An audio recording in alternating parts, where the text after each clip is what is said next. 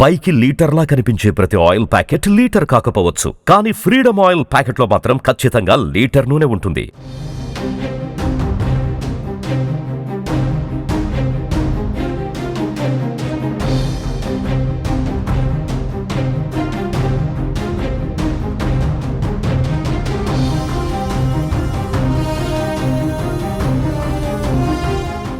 సామాన్యులకు కేంద్ర ప్రభుత్వం మరో షాక్ ఇచ్చింది. దేశవ్యాప్తంగా భారీగా వంట గ్యాస్ ధరను పెంచింది. 50 రూపాయలు పెంచుతూ నిర్ణయం తీసుకుంది. ఉజ్వల గ్యాస్ వినియోగదారులకు కూడా ఈ పెంపు వర్తించనుందని కేంద్రం స్పష్టం చేసింది.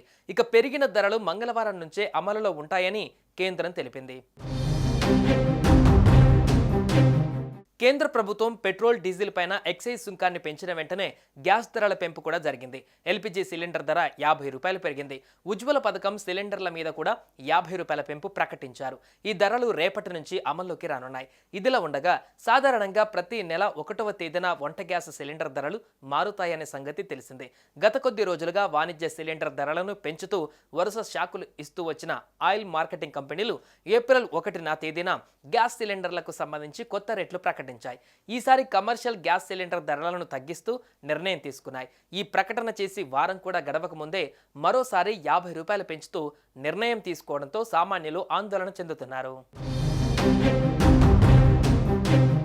మరోవైపు పెట్రోల్, డీజిల్ పైన ఎక్సైజ్ డ్యూటీని 2 రూపాయలు పెంచుతూ కేంద్ర ప్రభుత్వం తాజాగా నిర్ణయం తీసుకుంది. దీంతో పెట్రోల్ ధరలు పెరుగుతాయని వాహనదారులు భావించారు. అయితే ఈ ఎక్సైజ్ డ్యూటీ పెంపు భారం సామాన్యులపై ఉండబోదని కేంద్ర ప్రభుత్వం క్లారిటీ ఇచ్చింది.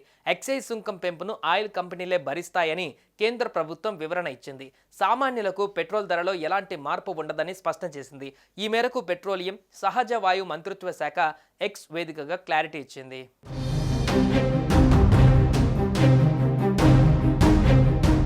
సుమన్ టీవీలో మీ పర్సనల్ అండ్ బిజినెస్ ప్రమోషన్స్ కోసం కింది నెంబర్కి కాంటాక్ట్ చేయండి.